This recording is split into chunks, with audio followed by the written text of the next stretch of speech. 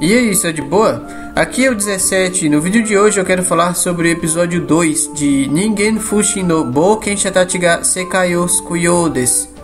Após os acontecimentos do primeiro episódio, onde nós vimos que por um acaso 4 pessoas que foram expulsas e traídas de seus respectivos grupos acabaram se encontrando num bar e se conheceram e compartilharam suas histórias e dores, e eles acabaram decidindo formar um grupo entre eles. Então, eles vão até a recepção para poder oficializar a criação desse novo grupo. A moça da recepção, ela reconhece o Nick de outro grupo, o grupo Arte da Luta. Ela dá uma olhada na ficha deles e vê que o grupo está sendo formado por um espadachim, uma draconato, uma feiticeira e um clérigo. É um grupo bem equilibrado. Ela também reconhece a Karan, que por um milagre conseguiu sobreviver e voltar sozinha de uma missão do labirinto, uma missão de rank C, que é uma missão de nível relativamente alto. Ela comenta que as pessoas da guilda falam sobre ela até hoje. A Karan se mostra um pouco desconfortável. Eu imagino que Karan foi traída pelas pessoas dessa guilda, e ela deveria ter morrido nessa missão após essa traição, mas ela acabou conseguindo sobreviver. Nós não sabemos muitos detalhes sobre a história dela, ao contrário dos outros que compartilharam suas histórias.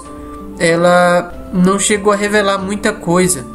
E depois ela ficou bêbada, tava todo mundo bebendo, ficou loucona, começou a falar coisa com coisa, aí todo mundo apagou e acordou no outro dia no quarto da Tiana. Então ficou meio que de lado a história da Karan, mas eu acredito que ao longo dos episódios vão ser abordados mais detalhes a respeito da história dela. Talvez a história dela seja um pouco mais complexa do que a dos outros personagens. A senhora da recepção reconhece que ela deve ter passado por muita coisa, mas é importante para um aventureiro a habilidade de poder voltar vivo. Essa frase chama bastante atenção do Nick. E quando a senhora da recepção pergunta qual vai ser o nome do grupo, o Nick comenta que o objetivo deles é sempre voltar vivo, custe o que custar. Então ele sugere o nome Survivor, que significa sobrevivente. Todos os membros do grupo acham que esse é um nome bem elaborado e eles gostam e aprovam o nome do grupo e a ideia. Então, a partir de hoje, o grupo desses 4 amigos é oficialmente nomeado como Survivor. Após a oficialização do grupo, eles fazem uma espécie de reunião entre eles para estabelecer algumas normas a serem seguidas visando o bom funcionamento do grupo. O legal disso é que, apesar do Nick meio que fazer o papel de líder do grupo, por assim dizer, ele deixa aberto espaço para que todos possam se pronunciar. Como membro de um grupo, você quer se sentir importante. Para isso, é necessário que todos tenham uma voz dentro do grupo, que seus sentimentos e ideias possam ser ouvidas e respeitadas. O Nick chega a comentar que quando ele estava no outro grupo, a Arte da Luta, ele aprendeu que deixar as coisas para alguém sem falar não é confiança. Confiar significa que todos reconhecem a honestidade daquela pessoa. Zen afirma que a relação deles é meio que confiar e desconfiar ao mesmo tempo.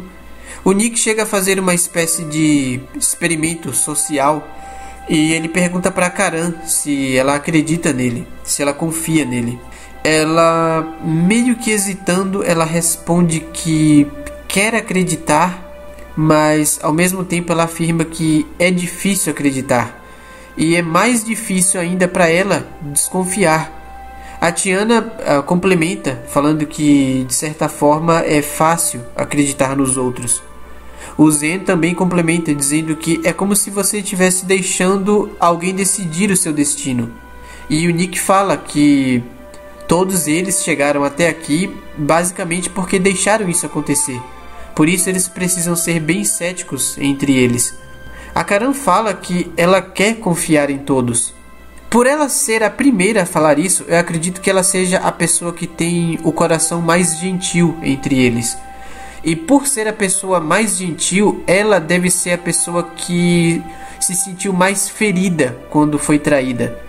Não é à toa que ela não chegou a compartilhar toda a história dela, deu apenas alguns detalhes, porque provavelmente para ela deve ter sido uma experiência muito mais dolorosa, muito mais difícil de superar. Eu sei que todos ainda estão passando por esse processo, mas eu acredito que cada um vai num ritmo diferente, e para Karan deve estar sendo mais difícil lidar com essa confusão de sentimentos que está acontecendo dentro dela. Os outros concordam também que eles querem confiar uns nos outros, porque eles precisam, como um grupo, a fim de se unir, eles precisam resgatar esse sentimento de confiança, porque eles vão trabalhar juntos, eles vão trabalhar em equipe. Então não tem como nenhum time ir para frente se eles não confiarem, se eles não se apoiarem uns nos outros. Do contrário, seria melhor se eles estivessem sozinhos, mas não é isso que eles querem. Na verdade, o ser humano tem dentro de si essa vontade de estar perto de outras pessoas, de trocar experiências, de trocar ideias. É uma coisa natural, é um impulso natural que nós temos. O ser humano é um ser social. Ninguém nasceu para ficar sozinho. O sentimento de pertencimento a um clã, uma tribo, uma guilda, o que quer que seja, é algo que está enraizado no coração de cada indivíduo. No dia seguinte, eles começam sua primeira missão em grupo. É uma missão de rank G, um rank bem baixo, porque eles estão começando agora. Por enquanto, eles podem entrar em 3 labirintos, e passando por 2 e acabando com os chefes, eles conseguem chegar ao nível F, assim subindo um nível. Na primeira caça, eles encontram um pequeno slime comendo mato. O Nick afirma que ele é inofensivo, mas ele come de tudo. E conforme ele vai comendo, ele vai ficando maior, chegando ao ponto de conseguir engolir facilmente uma vaca. Porém, se você retirar o seu núcleo, é possível derrotá-lo sem usar armas, e isso garante dinheiro também. Como o Nick já participou de um grupo antes, ele tem bastante conhecimento e experiência no que diz respeito a missões. Então ele acaba sendo chamado de sensei pelos outros membros do grupo, meio que na brincadeira, né? Um clima bem legal entre eles, um clima de amizade. Entretanto, no andar acima, a Tiana acaba escorregando em fluidos grudentos que estão caindo do teto. Então ela tenta destruir com a magia dela. Só que a Karan estava na frente nesse momento. Então quando ela disparou sem pensar, o ataque dela acabou indo na direção da Karan, que felizmente percebeu e conseguiu se defender a tempo. Só que ficou um clima meio estranho entre elas. A Tiana se aproxima sem jeito e pede desculpa, fala que ela estava na frente, pede para ela tomar cuidado, mas a Karan chega a desconfiar da Tiana e meio que ameaça ela de certa forma. E a Tiana também já fica meio desconfiada com a Karan por causa dessa pequena insinuação de ataque que ela diz que poderia acontecer. Então ficou um clima muito chato entre elas. Aquelas brincadeirinhas entre eles cessaram e eles passaram a seguir a missão em silêncio. Eles finalmente chegam ao último andar e lá eles encontram um chefe, o Smiley gigante. Enquanto Nick está dando uma explicação a respeito desse Smiley, a Tiana passa correndo na frente e ataca sozinha com o gelo, dizendo que pode lidar com ele sozinho.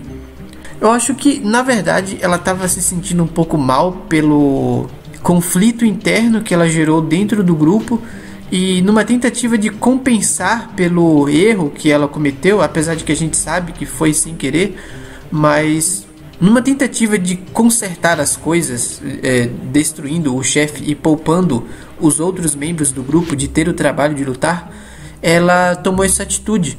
Só que o que acontece é que quando a magia de gelo atinge o Smiley, ele reage de uma forma inesperada e explode. Na cena seguinte, nós vemos os 4 membros do grupo no rio se limpando de toda aquela gosma, e o Nick explica que o slime gigante ele reage à magia expelindo líquido para todo lado. Então provavelmente, por ele ser um cara mais experiente, ele deveria conhecer um método diferente de resolver essa situação de uma forma mais limpa. Aproveitando que ele está com a fala, ele chega a questionar o Zen sobre a posição dele, porque como ele tem um poder de cura, o aconselhável é que ele fique para trás e dê suporte aos outros. Em vez disso, ele estava mais ou menos no meio e o Nick pergunta se ele estava pensando em lutar por conta própria e tentar derrotar o chefe sozinho. E ele leu bem a intenção do Zen, ele afirma que é isso mesmo. Então o Nick, ele mais uma vez tomando uma atitude de líder, por assim dizer, até porque ele é o cara mais experiente, então faz sentido. Ele chega para os outros membros do grupo e ele se faz vulnerável na frente de todos. Ele expõe todos os seus pontos fortes e fracos. Ele explica no que ele é bom, no que ele não é bom.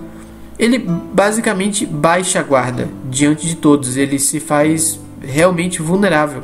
Ele explica que a gente só fica cauteloso com quem está perto quando a gente não sabe do que os outros são capazes. Quando sabemos disso, podemos confiar um pouco mais no outro. Então a intenção dele é mostrar para os membros do grupo que ele confia em todos a ponto de se expor. Então, com essa atitude, ele tenta mostrar para o grupo que ele confia nos outros membros e ele prova essa confiança se expondo diante de todos eles da forma mais explícita possível. E o que eu acho bacana é que ele mostra ser muito maduro quando ele fala para os outros que eles não precisam fazer o mesmo. Ele não cobra uma confiança recíproca dos outros membros do grupo. Ele fala que não vai forçar ninguém a fazer o mesmo que ele fez. Ele conhece a história de cada um e ele respeita a história de cada um. E cada um tem os seus motivos para serem como são. O que eles têm em comum é que alguém os explorou por serem bons em algo. E alguns invejaram essas habilidades e tomaram vantagem disso ao explorá-los. Por causa disso, eles acabaram perdendo a confiança nas pessoas, o que os deixa relutante ao revelar suas habilidades. Por isso, se não quiserem, não precisam. Não se sabe quanto tempo eles vão ficar juntos, mas podem falar quando quiser. Em troca disso, o Nick pede uma coisa: que eles digam o que eles almejam com esse grupo. Bom, o Nick, ele realmente se mostra preocupado com o grupo e com o futuro do grupo, o que cada um quer fazer. É importante que todos os membros estejam alinhados com um objetivo em comum. Aproveitando essa deixa, o Zen conta os seus pontos fracos para todo mundo e os seus pontos fortes também, mas na verdade ele tem mais ponto fraco do que ponto forte. Ele até brinca com isso, falando que ele é o cara mais fraco do grupo. A Tiana também decide expor os seus pontos fracos e ela se levanta, ela vai até onde está a Karan e humildemente abaixa a cabeça. Ela fala sobre todos os pontos fracos dela e todos os pontos fortes. E no final, ela pede desculpa para Karan pelo que aconteceu antes, que foi um acidente, ela realmente não tinha intenção de prejudicar de nenhuma forma. E eu achei uma atitude muito bacana dela. Ela também se fez vulnerável e ela deu o primeiro passo para poder tentar recuperar a confiança que eles tinham no começo. Apesar de não ser uma confiança de nível muito alto, afinal eles estão se conhecendo, mas eles tiveram um começo bacana e as coisas meio que foram se perdendo ao longo do caminho. Então ela tomou essa atitude de tentar reparar o erro que ela fez e não houve cobrança por parte de ninguém. Ela mesma se tocou e ela teve essa atitude humilde da parte dela, uma atitude bem madura, e ela se desculpa e volta pro canto dela. A Karan percebe que ela está com frio e usa a sua habilidade de fogo para acender uma pequena fogueira para ela se aquecer.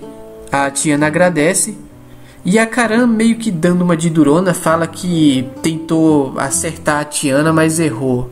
A gente sabe que na verdade ela só está se fazendo de difícil, mas na verdade ter acendido o fogo para ela se aquecer quando ela estava com frio é uma forma dela de agradecer e de mostrar que o pedido de desculpas foi aceito. Então, apesar de não ter ficado claro em palavras em atitude ficou mais do que óbvio que elas fizeram as pazes e a harmonia entre os membros do grupo voltou a ser estabelecida. Mais à frente, eles chegam no Bosque dos Goblins. Eles são fracos sozinhos, mas normalmente atuam em bando. É preciso tomar cuidado para não ficar cercado. Eles têm um grau de inteligência e conseguem fazer formações. A Tiana usa magia de detectar e encontra um bando por volta de 10 goblins, cerca de 500 metros a nordeste, e até indica o caminho mais próximo. Com este poder, é possível sentir traços de magia num raio de 3 km. Ela acaba percebendo que também entre eles há um com um poder 5 vezes maior que um goblin normal. Nick imagina que deve ser um ogro, a versão evoluída de um hobgoblin. Ele considera a chance deles falharem, pois não tem experiência suficiente como grupo. Recuar não é uma boa opção, pois os goblins vão se agrupar mais e atacar. Além disso, eles podem faturar um bom dinheiro nessa luta. Nick então traça um plano, dando a cada um dever a ser cumprido. Chegando lá, eles começam a pôr em prática a formação que planejaram. A Karan foi quem teve mais dificuldade em pôr em prática tudo que foi planejado, pois envolvia muita confiança nos demais, pois ela estava na linha de frente. No final acabou dando tudo certo, e o episódio termina com eles coletando os chifres que valem um bom dinheiro. Bem, este foi o vídeo de hoje, espero que tenham gostado. Se gostou, deixe seu like. Se quiser ver mais do meu conteúdo, se inscreva no canal e ative o sininho para receber uma notificação sempre que um vídeo novo for postado. E fique à vontade para comentar na seção de comentários abaixo. Até o próximo vídeo.